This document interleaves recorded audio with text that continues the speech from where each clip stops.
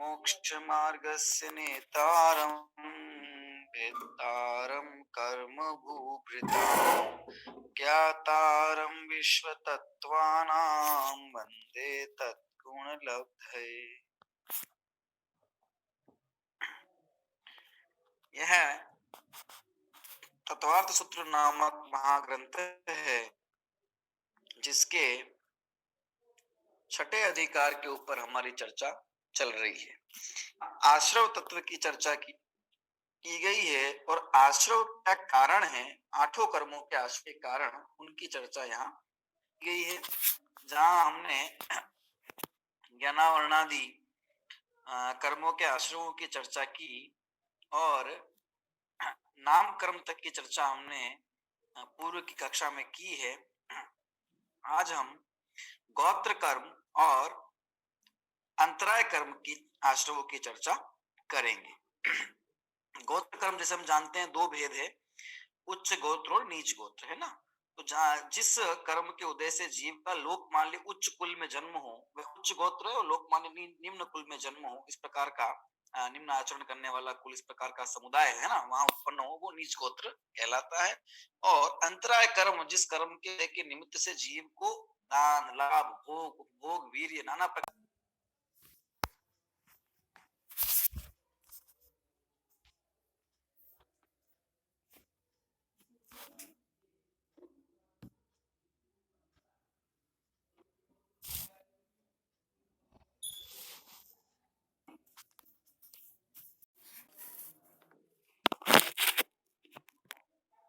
पड़ता है ना, उसके जो कारण निमित्त भूत जो कर्म है, उसका निमित्त भूत जो भावाश्रव है ना, उसके बंध का, उसको अपन को देखना है। आइए सबसे पहले अपन चलते हैं गोत्र कर्म की तरफ, ठीक है, और उसके आश्रमों के कारणों की चर्चा करेंगे। चलिए सूत्र की तरफ चलते हैं।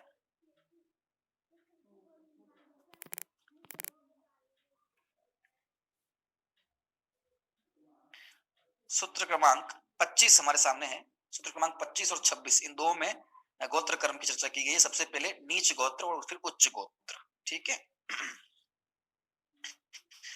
सूत्र क्रमांक 25 पाठ सबसे पहले, फिर अर्थ समझेंगे। सूत्र पाठ: परात्म निंदा प्रशंसे सद सद गुणोच्छादनोद्भावने च नीचैर गोत्रस्य।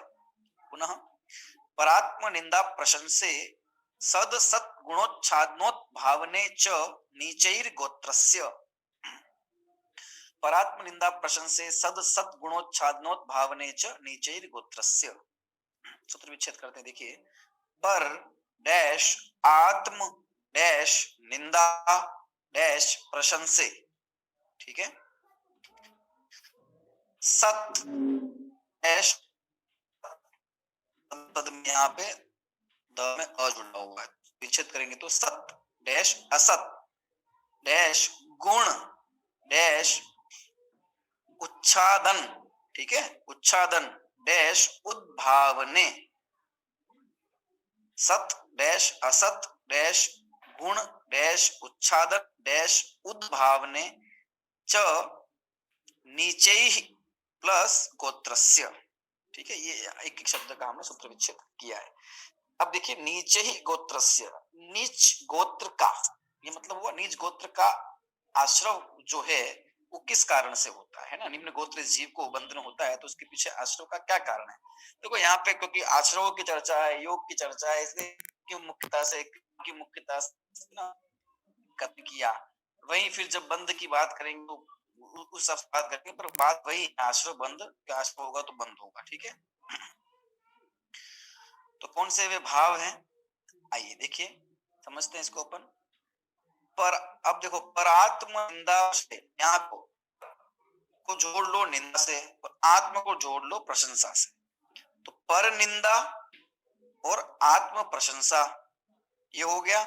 अभी देखो, सत असत गुण उच्छादन और उद्भावन, ठीक है।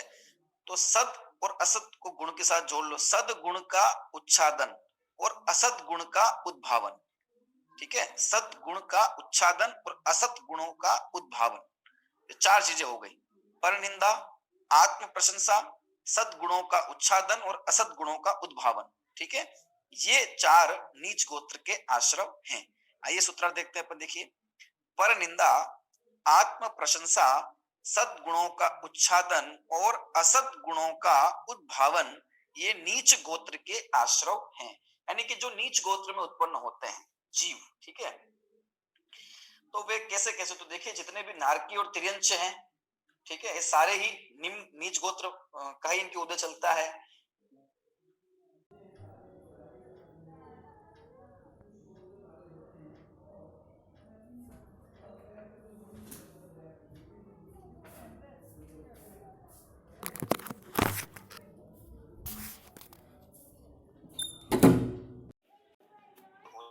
ठीक है, एक व्यक्ति व्यवस्था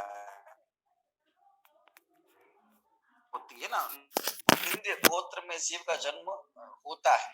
ठीक है ना, जिससे लोग को प्रशंसा नहीं होती, जिस कुल का, जिस समुदाय की ना प्रसिद्धि नहीं होती, मतलब वैसा आदर नहीं होता, और वो कार्य भी ऐसे ना पापादि कार्यों के जिनमें मुख्यता रहती है, इस प्रकार के कुल।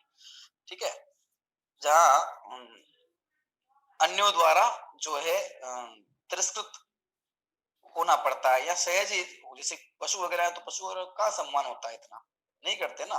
ठीक है, कोई प्रेम भाव रखता भी है, फिर भी वैसा सम्मान नहीं होता उनका जैसा मनुष्यों का होता है। तो वो उनके नीच गोत्र कर्म का उदय है ऐसा, है ना।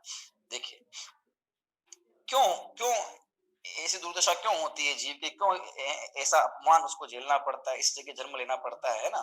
उसके पीछे भी कुछ न कुछ नियामक कर्म तो होगा, क्योंकि जीवन के प्रत्येक जो भी परिस्थितियां हमको प्राप्त हुई है, उसके पीछे कोई ना कोई उसका निमित्तभूत कर्म का उदय जरूर है। उदय है तो बंद भी हुआ है, बंद हुआ है तो किसी न किसी भाव, किसी न किसी, इसलिए है ना, किसी के जीवन में कुछ अनुकूलता है, प्रतिकूलता है, तो उसका जिम्मेदार वो स्वयं है ना। स्वयं किए जो कर्म शुभाशुभ, फल निश्चय ही वे देते ना। जो हमने शुभाशुभ कर्म किए हैं पूर्व में, है ना, और जो कर्म बंधे हैं, तो उनका अवादा काल पूरा होगा, तो उदय में आएंगे, तो फिर वो अपना ही कर्मों का फल। तो पर निंदा, दूसरे की निंदा करना। ठीक है, निंदा का अर्थ क्या है? निंदा का अर्थ यह कि दूसरों के गुण अथवा दोष, है ना, उनको प्रकट करना। ठीक है, गुणों को प्रकट करना, अर्थात यहाँ अर्थ ये कि दूसरे के दोष इत्यादि प्रकट करना, गुणों को ढांकना इत्यादि जो है ना क्रिया है, तो उसकी किसी न किसी तरह से बुराई करना। ठीक है, उसके दोषों को प्रकट करके, अथवा नहीं है उसके अंदर वो दोष तो भी, तो दूसरे की निंदा करने का जो कार्य है, ये जो भाव है, कृत कारित अनुमोदना करना, दूसरे की निंदा करवाना। ठीक है, और कोई किसी की निंदा कर रहा हो तो उसकी अनुमोदना करना, ये एक ऐसा कार्य है ना, जिसको करने में सब आनंद मानते हैं। एक एक नवरस कहे ना, नवरस कहे हुए है ना, साहित्य में नवरस कहे हुए हिंदी में। ठीक है, एक 10वां रस ये भी है, निंदा रस। ठीक है, क्योंकि पर निंदा परमम सुखम, ऐसा भी कहा किसी ने, दूसरे की निंदा करना परम सुख है, उससे ज्यादा आनंद कभी किसी को आता नहीं है दूसरी। तो जब पर की निंदा, दूसरों की निंदा, अब निंदा करने के पीछे अपन तर्क कुछ भी दे सकते हैं। हम बुराई थोड़ी कर रहे हैं कि हम तो बता रहे हैं कि ऐसा ऐसा वो करते हैं, ऐसा ऐसा इनको नहीं करना चाहिए, लेकिन इसके पीछे जो दूसरों की बुराई करने का रस छुपा हुआ है, जिससे प्राप्त तो कुछ नहीं होता है, वस्तु तो स्थिति हमें कुछ प्राप्त नहीं होगा, और इसकी निंदा की जा रही है वो तो सामने है भी नहीं, क्योंकि प्राय निंदा तो पीठ पीछे की जाती है ना। कहीं दूर पुरुष कोई व्यक्ति बैठा हुआ है मीलों दूर, और यहाँ 2 लोग बैठ के आराम से निंदा कर रहे हैं और आनंद महसूस कर रहे हैं, है ना। तो अतिसंधान पड़ता बोलते हैं इसको, खाल की बाल की खाल निकालना, ऐसा ऐसा वो ऐसा किया था उस समय, सारा भूतकाल का स्मरण हो आता है ना, और सारा भविष्य निश्चित कर देते हैं बैठे बैठे वहीं पर, कि ये ऐसा ऐसा करता है, ये क्या कुछ नहीं होने वाला इनका, ये ऐसे ही रहेंगे हमेशा। तो ये है परनिंदा। हम विचार करें कि हम दूसरों की निंदा करने में जो समय बर्बाद कर रहे हैं, तो उसमें जो रस, और निंदा का जो रस हमको टपक रहा है, आनंद आ रहा है, वो हमको निम्न नीच गोत्र कर्म का, क्यों, आप दूसरों की निंदा कर रहे हो तो आपकी भी होगी, है ना। जैसा कर्म का उदय, वैसा कर्म का उदय क्यों आ रहा है? क्योंकि हमने वैसा ही बनना, आज हमें तिरस्कार झेलना पड़ रहा है, निम्न गोत्र उत्पन्न हुए, जगत में सम्मान नहीं है ना, जगह जगह धुतकारा जा रहा है, क्यों? इसके पीछे हमने भी किया था, इसलिए ऐसा स्वयं किए जो कर्म शुभाशुभ, जैसी करनी वैसी भरनी, सीधा सिद्धांत है, और इस सिद्धांत कर्म के हिसाब से कहने की बात नहीं, ये है लोक में। ठीक है, तो दूसरों की निंदा जब करते हैं तो हम निम्न नीच गोत्र कर्म का आश्रय करते हैं, ये बात हमारे स्मरण में होनी ही चाहिए। इसलिए निंदा का जो रस है ना, जो रस है, निंदा का रस पड़ा हुआ है, राग है निंदा करने से, आनंद आता है, मजा आता है, ये छूटना चाहिए। और वैसे भी निंदा जो की जाती है ना, उसके बाहर के पर्याय को देख के की जाती है। कोई ईर्ष्यावश करता है तो कोई उसके अनुकूलता रूप बाहर में जो संयोग है उसको देख के ईर्ष्या के भाव से ग्रस्त हो जाता है, वो निंदा करता है। कोई जीव के नाना प्रकार की प्रतिकूलताएं हैं अथवा उसका वैसा स्वभाव है, क्रोध का है, मान का है, मायाचारी का है, लोभ का है, तो उस कषायों को देखकर पर्याय दृष्टि जिसकी होती है वही निंदा करता है। जिसकी द्रव्य दृष्टि है, जो दूसरों को भी द्रव्य दृष्टि से देखेगा तो वो कभी निंदा कर नहीं सकता है, किसी की नहीं कर सकता। कई बार छोटे छोटे जानवर हैं, है ना, कीड़े मकोड़े होते हैं, हम उनको घृणा की दृष्टि से देखते हैं अथवा उनके बारे में चर्चा करते हैं, देखो कितना बदबू आती है इसमें से, कितना कितना बेकार कीड़ा है, कितना गंदा दिखता है, कितना बेकार है। उसकी जो शारीरिक रचना है, उसका जो शरीर का कलर है ना, उससे अपन को घृणा होती है, निंदा होती है, जुगुप्सा की भावना आती है, उसको बुराई कर देते हैं। ठीक है, ये परनिंदा है, ये भी परनिंदा है। ये हमें ध्यान नहीं है। इसे परनिंदा मतलब किसी व्यक्ति विशेष की निंदा करने से मतलब नहीं है, छोटे से छोटे जीव की भी निंदा करना किसी की, ठीक है, उसको पता है या नहीं है वो अलग बात है, उसके हृदय को ठेस पहुंचती है किसी किसी को, मनुष्य को, वो तो फिर वो है ही अपराध। लेकिन कहा ना, कोई बिलो दूर बैठा हुआ है, उसको पता ही नहीं निंदा की जा रही है उसकी, यहाँ अपन उसकी बुराई कर रहे हैं, ठीक है, और उसके हृदय को कोई ठेस नहीं पहुंची इसकी वजह से, और हमें तो आनंद आ रहा है। लेकिन हम हंसते हंसते वहां पे कर्म का बंध करते हैं और निम्न गोत्र में पैदा होते हैं। मतलब हम अपना दूसरों का अपमान करके, दूसरों की निंदा करके अपन अपने निंदा की तैयारी कर रहे हैं। इस भाव में कोई निंदा करे ना करे, है ना, हमारे कोई बुराई, हमारे प्रभाव को देखते हुए, है ना, कोई बुराई करे ना करे और हम सबकी करें, तो हमें सोच के चलने की सब कुछ इस भाव में हो जरूरी नहीं है, सारा फल इसी भाव में नहीं मिल जाता, अगले भाव तैयार है उसके लिए और वो मिलेगा, ये निश्चित है। ठीक है, आत्म प्रशंसा एक तो हो गई पर निंदा, दूसरा है अपनी खुद की प्रशंसा करना, खुद की बुराई, खुद की बड़ाई करना, मैं ऐसा, मैं वैसा, मेरे ये, मेरे वो, है ना। अब ऐसा करते हुए कितने लोग मिल जाते हैं अपन को, बहुत मिल जाते हैं, बहुत ज्यादा। ठीक है, और जो ये कहता है मैं बड़ा हूं, तो वो वास्तव में बड़ा नहीं है, वो छोटा है। एक आता है ना ऐसा, एक रहीमदास जी का एक दुआ आता है कि बड़े बड़ाई ना करे, बड़े न बोले बोल, रहीमन हीरा कब कहे लाख टका मेरा मोल। बड़े बड़े कभी अपनी बड़ाई नहीं करते और बड़े कभी बड़े बोल नहीं बोलते। तो रहीमदास जी कहते हैं कि हीरा कब कहता है कि मेरा मोल लाख टके का है, लोग कहते हैं वो तो अगर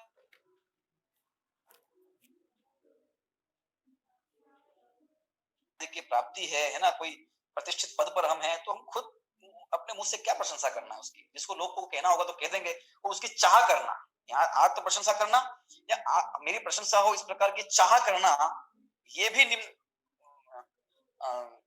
गोत्र का आश्रय का कारण है। क्योंकि यहाँ भी हम किसी न किसी रूप में खुद को बड़प्पन दिखा के, खुद की बड़ाई दिखा के, बड़ा दिखा रहे तो किसी न किसी से बड़ा दिखाएंगे ना।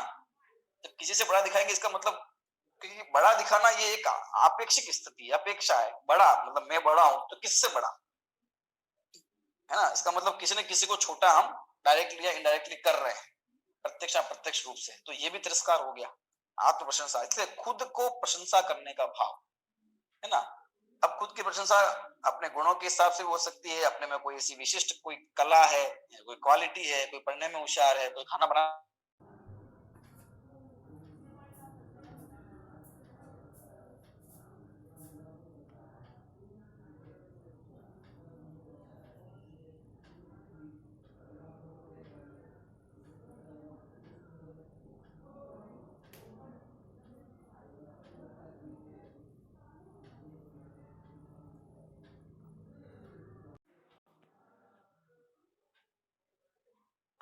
है ना, या उस प्रकार का भाव करता है, या दूसरे से अपनी प्रशंसा करवाना चाहता है, खुद की प्रशंसा है।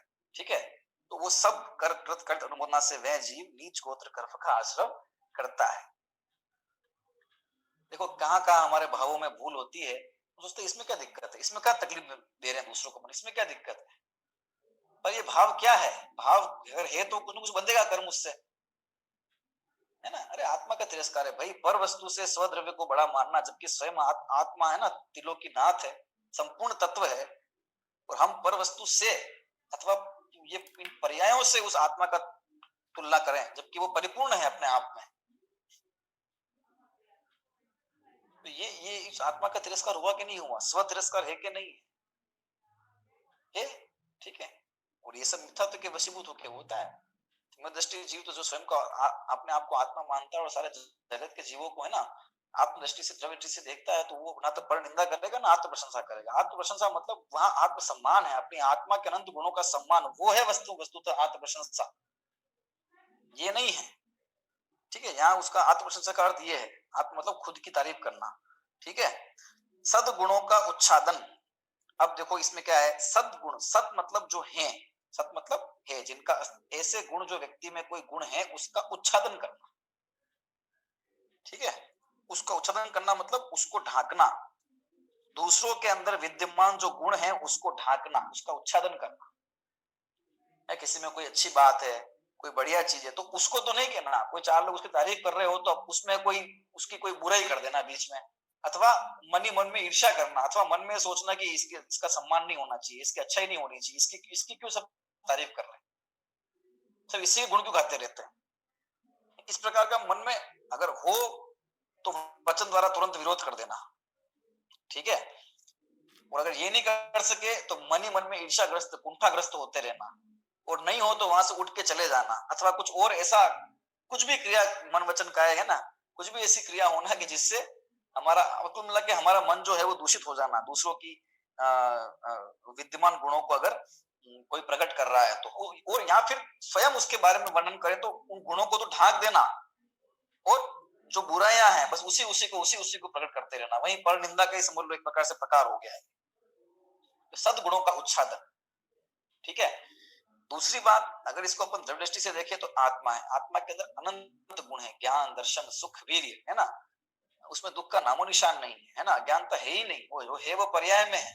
तो जो सत विद्यमान है हमारे अंदर अनंत गुण, उनकी हीनता, अपने आप को हीन मानना, दुखी मानना, है ना, पर्यायों से ग्रस्त होकर, वर्तमान पर्याय की जो प्रतिकूलता है उससे ग्रस्त होकर अपने आप को अत्यंत आकुलतामय कर देना, ये भी सद्गुणों का उच्छादन है। आत्मा में अनंत गुण विद्यमान है, एक एक गुण इतना उच्च कोटि का, उसको अपन ढाक रहे हैं, पर्याय में ढाक रहे मतलब ज्ञान स्वीकार नहीं कर रहे हैं, मान नहीं रहे ना, उसकी कभी चर्चा करते हैं तो बस दुख की, दारिद्र की, कहीं शरीर की प्रतिकूलता, कहीं घर बार की प्रतिकूलता, अरे मैं स्वयं अपने लिए कितना अनुकूल हूं, पर उसकी चर्चा नहीं है। ये है सद्गुणों का उच्छादन। मिथ्यात्व के वश सबसे पहला ही जड़ मिथ्यात्व है, कर्म को बांधने की।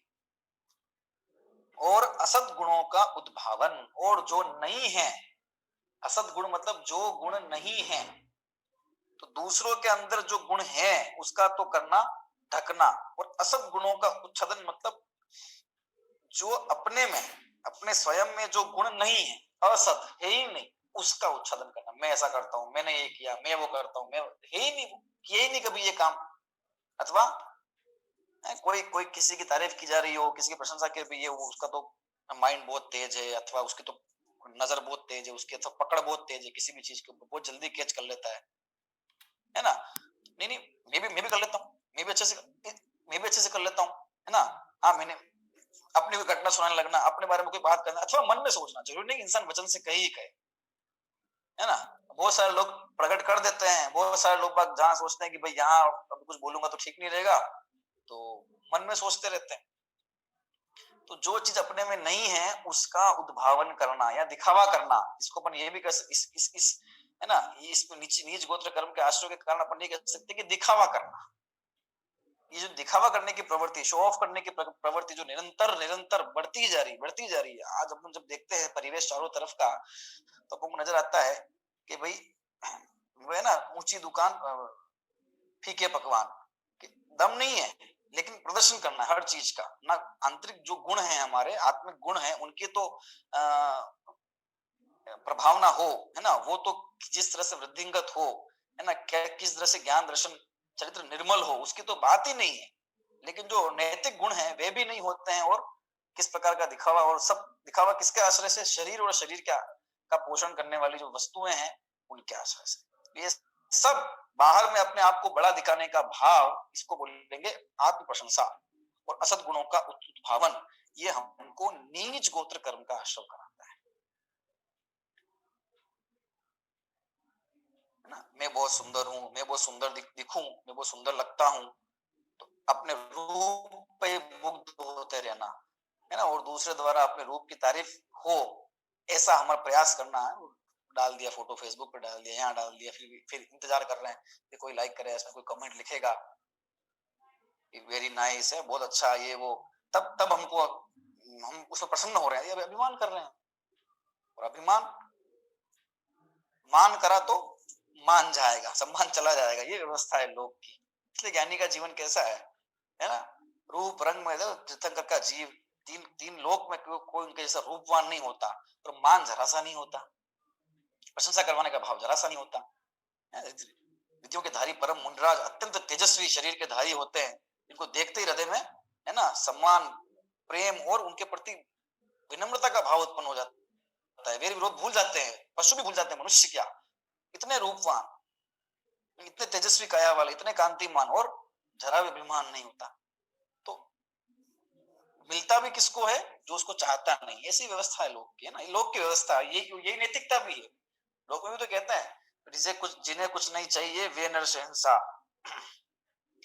तो ये सब जो है वो पर निंदा, आत्म प्रशंसा, सद्गुणों का उच्छादन, असद गुणों का उद्भावन, ये नीच गोत्र कर्म के आश्रय के कारण है। तो उच्च गोत्र कर्म के आश्रय के कारण क्या होंगे कि इसका उल्टा करेंगे तो वो हो जाएगा। ठीक है, देखते हैं उसको अपन। 26 नंबर का सूत्र, तद विपर्यौ नीचैर्वृत्त्यनुत्सेकौ चोत्तरस्य। आप इस सूत्र पाठ, तद विपर्यौ नीचैर्वृत्त्यनुत्सेकौ चोत्तरस्य, सूत्र विच्छेद, तत् डैश विपर्ययौ नीचैः डैश वृत्ति डैश अनुत्सेकौ, नीचे ही डैश वृत्ति डैश अनुत्सेकौ च प्लस उत्तरस्य, उत्तरस्य मतलब बाद वाले का, बाद वाले का मतलब नीच गोत्र का, तो उसका बाद वाला उच्च गोत्र। ठीक है, उत्तरस्य मतलब उच्च गोत्र का जो आश्रव के कारण है वो क्या है, तद विपर्ययौ, उसका विपरीत। किसका विपरीत, तो ये लिखा ना, परात्म निंदा प्रशंसे इसका विपरीत है। इसका विपरीत क्या हुआ, पर निंदा तो पर प्रशंसा, आत्म प्रशंसा तो आत्म निंदा, सद्गुणों का उच्छादन तो यहाँ सद्गुणों का उद्भावन, उसे प्रकट करना, और असद गुणों का उच्छादन, उसे ढकना। चार तो ये चीजें हो गई। ठीक है, और नीचैर वृत्ति, निम्न वृत्ति होना मतलब नम्र वृत्ति होना, है ना, नम्रता होना स्वभाव में। और अनुत्सेक, अनुत्सेक का मतलब होता है अभिमान नहीं करना, है ना, अपने में जो गुण विद्यमान है, जो क्वालिटी विद्यमान है, या जो अनुकूल संयोग विद्यमान है, उनका अभिमान नहीं करना। ये वस्तुएं जो ये हैं, ये उच्च गोत्र के आश्रम हैं। आइए अपन पढ़ते हैं, सूत्रार्थ देखते हैं। उनका विपर्य, उनका विपर्य मतलब जो नीच गोत्र कर्म के आश्रय कहा था ना, उनका उल्टा कर दो सबका, अर्थात पर प्रशंसा, आत्म निंदा, सद्गुणों का उद्भावन और असद गुणों का उच्छादन तथा नम्र वृत्ति और अनुत्सेक, ये उच्च गोत्र के आश्रय हैं।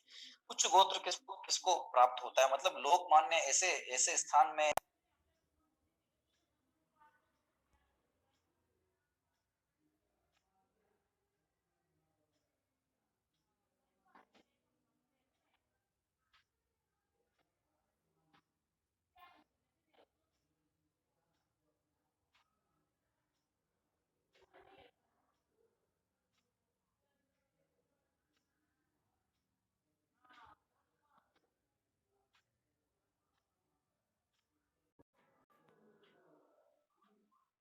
है ना, सारे देवता में सब मस्तक हो जाते हैं, देवता उसकी सेवा में तत्पर रहते हैं,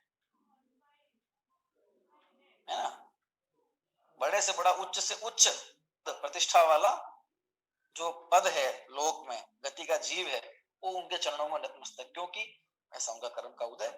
क्यों, क्योंकि उनकी भावना क्या थी कि सब सुखी रहे, है ना, सब सम्मान को प्राप्त हो, सब स्व तत्व की प्राप्ति करें, आत्मबोध की प्राप्ति करें, कोई अपने आप को तिरस्कृत महसूस नहीं करे, क्योंकि तिरस्कार महसूस होता है पर्याय के कारण। जब पर्याय में एकत्व बुद्धि होती है तो हम अपने आप को तिरस्कृत महसूस करते हैं, है ना, क्योंकि पर्याय प्राप्त होती है ना कर्म के उद्देश्य से। नाना प्रकार के जीव को नीच कुल में पैदा हो गया, ऐसे कार्य करने पड़ रहे हैं, अथवा किसी ने कुछ कह दिया तो हम अपने आप को अपमानित महसूस करते हैं।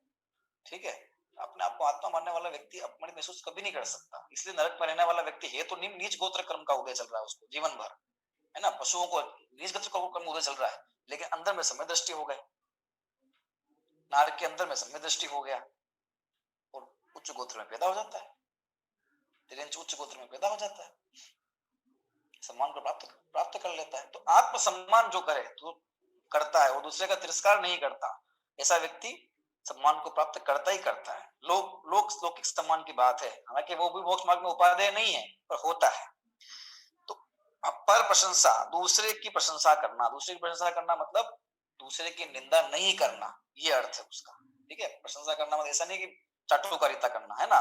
एक प्रवृत्ति है, लोग दूसरों में कोई गुण विद्यमान भी नहीं है तो भी जानबूझ से उसकी तारीफ करते रहेंगे, चाटुकारिता करेंगे अपना हित साधने की, वो बात नहीं है। पर प्रशंसा मतलब दूसरे की निंदा नहीं करना, है ना, उसमें कोई बुराई भी है, कोई अवगुण भी है, तो उसको ढांक कर उसको जैसे ये आगे बढ़े, है ना, उसको उसको करना। ठीक है, जैसे कि भाई मोक्ष मार्ग में लगे हुए जीव हैं, तत्व को सीखना समझना चाहते हैं और चरित्र में कमजोरी है, होती है, सबके होती है, उपदेशक के भी होती है और श्रोता के भी होती है ना। तो वो जो चरित्र की गत कमजोरी है, ठीक है, उसको उसका प्रकाश नहीं करना, प्रकाश नहीं करना मतलब उसको ढका देना है, उसको कम नहीं करना, ऐसी बात नहीं है। लेकिन उसी बात को उठा उठा के उसको सामने वाले को लज्जित महसूस करवाना है, तुम तो रातू खाते हो, आलू प्याज खाते हो, तुम काहे के जैन हो, क्या मतलब है, पहले वो करो फिर जिनवाणी पढ़ना, है ना। इस तरह से उसको अपमानित महसूस करवाना, ठीक है, ये एक तरह की बात हो गई। छुड़वाना तो है, लेकिन तत्व के आश्रय से समझा कर स्वतः, है ना, इस प्रकार की प्रवृत्ति भी होती है जीवों की। तो ये भी कहीं ना कहीं उसको जो है वो भाव कैसा है उस पर डिपेंड करता है, और फिर वो कैसे उसका हम उपदेश दे रहे हैं। उपदेश तो जिनवाणी में भी जगह जगह दिया हुआ, लेकिन ऐसी भाषा का प्रयोग तो कहीं नहीं किया गया, वहां तो बताया, वहां तो वस्तु स्थिति ये है, वस्तु स्थिति इसमें ऐसे ये जीव होते हैं, इतना तो हिंसा होती है, ये होता है, बस। अब आप विवेकवान निर्णय कर लो, करना है कि नहीं करना है, तो अपनी शक्ति अनुसार उसका पालन करना है। आत्मनिंदा, आत्मनिंदा मतलब क्या हुआ कि अपनी प्रशंसा नहीं करना, वो आत्मनिंदा। आत्मनिंदा मतलब ये नहीं कि अपनी बुराई करते रहो, है ना, रोने रोते रहो, ये नहीं है वो नहीं है, अरे मैं कहा, अरे मेरे पास कोई किसी तारीफ करे, अरे यार आप तो बहुत बढ़िया, आपका ज्ञान तो बहुत अच्छा है ना, आपके पास तो बहुत धन्यवाद, आपकी क्या कमी, अरे नहीं नहीं नहीं हमारे कहा। तो वचन से तो वो नम्रता दिखा रहा है, पर वस्तु तो है नहीं, तो वो मायाचार की बात नहीं हो रही यहाँ पे। आत्मनिंदा मतलब अपने, है ना, अपनी प्रशंसा नहीं करना, अपनी तारीफ नहीं करना, विनम्र बने रहना, अरे ठीक है जो कुछ है वो कर्म के उद्देश्य है, मेरा क्या है इसमें, मैं तो इससे न्यारा हूँ। तो जिसको तत्व बोध होगा तो इसमें ये गुण अपने आप पैदा हो जाएंगे, है ना। सद्गुणों का उद्भावन, दूसरे के अंदर जो गुण विद्यमान है उनको प्रकट करना, उनकी प्रशंसा करना। जब मोक्ष मार्ग में जीव है तो बात और ही है ना। कोई सीख रहा है, समझ रहा है, उसने कोई एक छंद भी याद किया, है ना, कोई एक श्लोक भी याद किया, तो उसको प्रशंसा करना, उसको उसका पुनर्बलन करना, बहुत बढ़िया बहुत बढ़िया, है ना, इसी तरह सीखो, बहुत अच्छा, वो अच्छा अच्छा किया, इसमें थोड़ा सा ऐसा करते तो और अच्छा हो जाता। तो हमने दोष का निराकरण भी कर दिया और गुणों को प्रकट भी किया, तो वो क्या होगा, उत्साहित होगा, जीव मोक्ष मार्ग में लगेगा।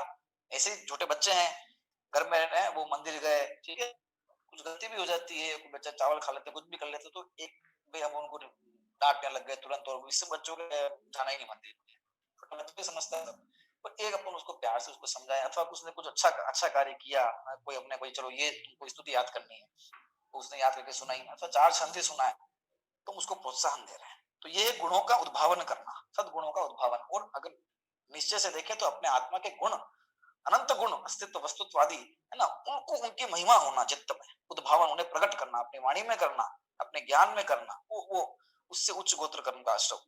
और असद गुणों का उच्छादन, दूसरे में कोई बुराई है, ठीक है, तो उसका क्या करना, उसको ढकना। उपगोहन अंग है कि नहीं, उपगोहन अंग दृष्टि के 8 अंगों में, उसकी बुराई को ढकना। अब यहाँ भी वही बात समझनी है हमें, बुराई को ढकने का मतलब उसकी निंदा नहीं करना, उसकी लोक में उसकी बुराई हो जाए, जगह जगह वो अपमान का पात्र हो जाए, है ना, और महादुखी हो जाए, उसका निमित्त अपने को नहीं बनना है। लेकिन प्रेम पूर्वक धर्म मार्ग से उसके दोषों का निराकरण हो, इसके लिए उसको समझाना गुप्त मार्ग से, ठीक है, अथवा ज्ञानियों के बीच में, ये एक अलग रास्ता है।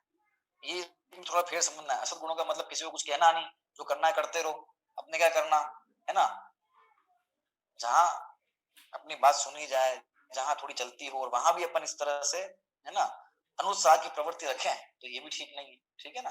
तो दोषों का निराकरण, गुरु नहीं करते दोषों का निराकरण, आचार्य नहीं करते अपने शिष्यों का दोषों का निराकरण, वो तो इतने उच्च पद पे हैं, फिर भी करते कि नहीं करते, विभिन्न प्रकार से प्रायश्चित करवाते हैं, है ना।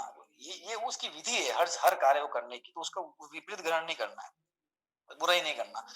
और नम्र वृत्ति होना, है ना, मार्दव का स्वभाव होना, झुकने की प्रवृत्ति, नम्र प्रवृत्ति, जो गुणी है उनके आगे झुकना, नतमस्तक होना, वो नम्र वृत्ति है। हर कहीं झुक जाना वो नम्र वृत्ति नहीं है, वो तो विनय मिथ्यात्व हो जाएगा। पर जो गुणी है, आदरणीय है, देवशास्त्र गुरु है, उनके प्रति असीम श्रद्धा और विनम्रता की भावना, ठीक है। और अनुज से, कोई गुण अपने में है, कोई अच्छी बात है, कोई अनुकूलता है, तो उसका घमंड नहीं करना, अभिमान नहीं करना, ये सब उच्च गोत्र के आश्रय है। तो मतलब आप ऊंचे कब बनोगे, है ना, जब दूसरे को नीचा नहीं दिखाओगे। नीचे कब बनोगे, जब दूसरे को नीचा दिखाओगे और खुद को ऊपर करोगे।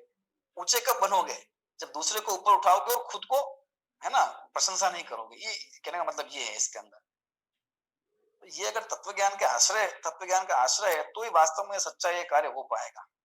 जिसको तत्व ज्ञान का आश्रय है वो दूसरे को नीचा दिखाएगा नहीं। क्यों? क्योंकि वो सबको भगवान आत्मा की उसकी देखेगा ना, द्रव्य दृष्टि से सबकी नजर कर रखेगा और स्वयं को भी आत्मा मानेगा। तो सब बराबर हैं। जब सब बराबर ही हैं, सब आत्मा है, भगवान आत्मा है, कीट से लेकर सिद्ध तक, है ना, जो निगोद में सोई मुझ में सोई सिद्ध मजार, तो फिर नीचे ऊंचे की भावना आई कहाँ? और नीचे ऊंचे की भावना आई और ये कर्म का आश्रय हो गया, गोत्र कर्म का। छोटे बड़े की भावना ही मान का आधार है। ये छोटा मैं बड़ा, ये मान है और मेरा मान बढ़े और दूसरा घटे, तो यही इसका आधार नीच उच्च गोत्र का। तो इस प्रकार की भावना होने से, है ना, ये जीव जो है नीच और उच्च गोत्र का आश्रय, कर्म का आश्रय करता है और दुखी होता है ना, दुख उठाता है, नाना प्रकार के दुख जो है जीव उठाता है। अब अंतिम जो कर्म है अंतराय कर्म, उसकी चर्चा करते हैं। तो अंतराय है ना, रुकावट पैदा होना कार्यों में, ठीक है। हम अपने हमारे कार्यों में रुकावट जो पैदा हो, किसी भी कार्य जो इच्छा हो करने की हो नहीं, है ना, किसी रुकावट के कारण से, तो वो उसके उसमें निमित्त भूत जो है वो अंतराय कर्म है। तो देखते हैं सूत्र क्रमांक 27, अंतराय कर्म का आश्रय क्यों होता है। विघ्न करण मंतरायस्य, सूत्र पाठ, विघ्न करण मंतरायस्य। सूत्र विच्छेद करते हैं, विघ्न करणम डैश अंतरायस्य, विघ्न करणम डैश अंतरायस्य। अंतराय का, अंतराय कर्म के आश्रय का कारण क्या है? विघ्न करण, विघ्न पैदा करना, रुकावट पैदा करना, वो अंतराय कर्म के आश्रय का कारण है। आइए सूत्र देखते हैं अपन क्या है। दानादिक में विघ्न डालना अंतराय कर्म का आश्रय है। अंतराय पैदा करना, किस चीज में अंतराय पैदा करना, ठीक है। स्व पर की बात यहाँ पर की लेते हैं अपन। दूसरे के दान, लाभ, भोग, उपभोग और वीर, इस सब के अंदर अंतराय पैदा करना, ठीक है। निज पर की दोनों की बात हो गई। निज की बात जा करेंगे हम, निश्चय नहीं की अपेक्षा करेंगे, है ना। अपने आप को आत्मा ने मिथ्यात्व के कारण से जीव अंतराय ही पैदा करता है। अपने अनंत सुख मेरा स्वभाव है और मैं अपने आप को दुखी मानकर अंतराय पैदा कर रहा हूँ, अपने अनंत सुख के अंदर की नहीं कर रहा हूँ ना, तो अंतराय कर्म का आश्रय होगा निरंतर। और दूसरों के कार्यों में अंतराय उत्पन्न करने का भाव, जैसे दान में अंतराय पैदा करना, ठीक है। दान में अंतराय पैदा करना, निज पर। अब दान का ना, दान 4 प्रकार का, ज्ञान दान, अभय दान, औषधि दान। कोई किसी जीव की रक्षा कर रहा है, रक्षा करने का भाव उसको है, इसलिए विवेक पूर्वक घर में, घर की आरंभ की जो भी क्रिया है, झाड़ू लगाना है, पोछा लगाना है, ठीक है, विवेक पूर्वक कर रहा है तो उसको टोका टोकी करना। अरे ये क्या लगा रखा है, इतना टाइम लगता है, तुमको इतना टाइम लगता है झाड़ू लगाने में, क्या इतनी चिट्टी चिट्टी मकोड़ा करते हुए, छोड़ो, लाओ स्प्रे और छिटक छिटक दो, है ना। होता नहीं होता है, इतना टाइम लगाते हो हर काम में, है ना, वहां इतना ध्यान रखना, वहां एसिड डालना, वहां ये नहीं करना, वहां वो नहीं करना, ठीक है। तो ये हम अभय दान दे रहे हैं दूसरे जीवों को और वो अंतराय उत्पन्न कर रहे हैं, ठीक है।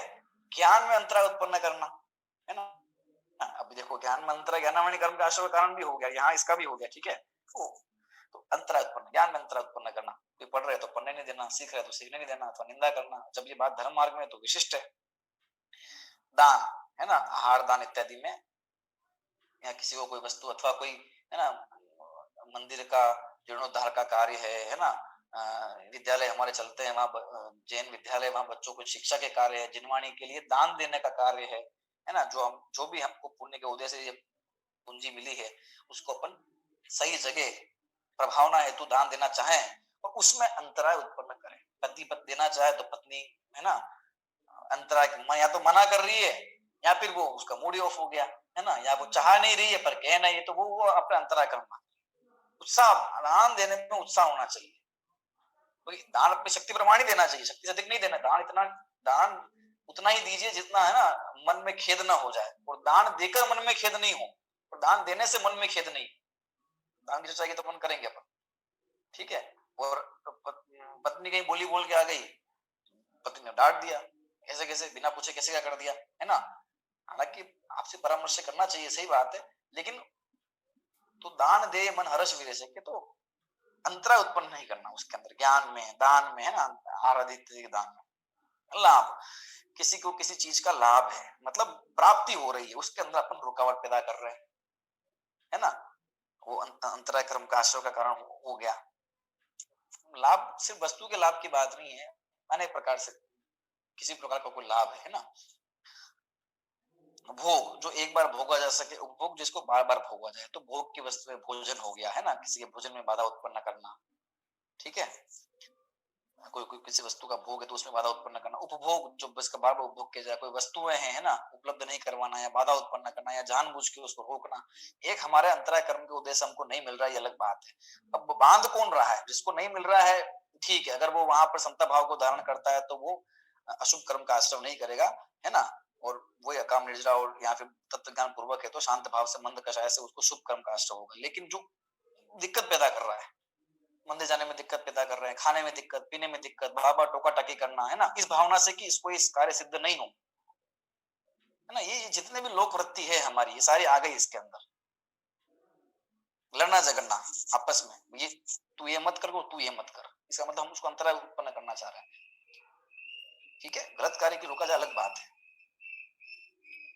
तो ये टोका टाकी, ये सब बातें भोग उपभोग लाभ में, और वीर, किसी के बल, किसी की शक्ति है ना के अनुसार उसको कार्य करने से रोकना, ठीक है। शक्ति को में अंतराय पैदा करना, जैसे छोटे छोटे जानवर इत्यादि है ना, तो उसको अपन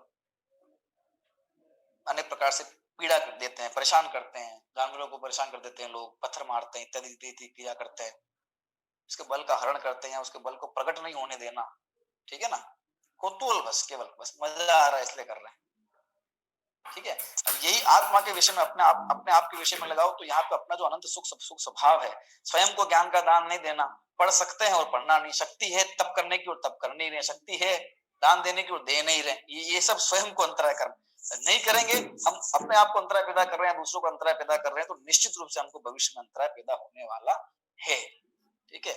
और लोक में ठीक है, अंतराय कर्म का है ना, कई क्षण हो भी गया और कुछ काम कर भी लिया है, कर भी पाए, तो लौकिक कार्य से क्या है, वास्तव में तो हमारा है ना निरंतर सुख की हमें प्राप्ति हो, वो है हमारा कार्य मुख्य रूप से, है ना। तो किसी को दान देने में अंतराय पैदा किया तो अब हमें दान देने की भावना तो भी नहीं दे पाएंगे, है ना। ये सारी बातें समझ लेनी चाहिए। इस प्रकार से ये 8 कर्मों की जो चर्चा है ये हमने संक्षेप में की है, विचार करेंगे, रही से तो हमें इसका विस्तार प्राप्त होता जाएगा, एक भाव को देखें किस किस प्रकार के हमारे भाव हो रहे हैं, और अब हमको पता चल गया कि भाई ऐसे ऐसे करने से इन भावों की मुख्यता से ये कर्म बनता है, तो हम किस किस प्रकार के कर्मों का बंधन कर रहे हैं जीवन के अंदर, ये हमें ख्याल में आएगा। तो 8 ही प्रकार के कर्म, है ना, 8 ही प्रकार के कर्मों से हम मुक्त हो और कर्म से रहित होकर, है ना, निष्कर्म अवस्था की प्राप्ति करें। इसे पवित्र भावना से आज का विषय पूर्ण करते हैं, छठा अध्याय भी पूर्ण करते हैं, और इसका रिवीजन अपन कल की कक्षा में करेंगे, फिर बाद में परीक्षा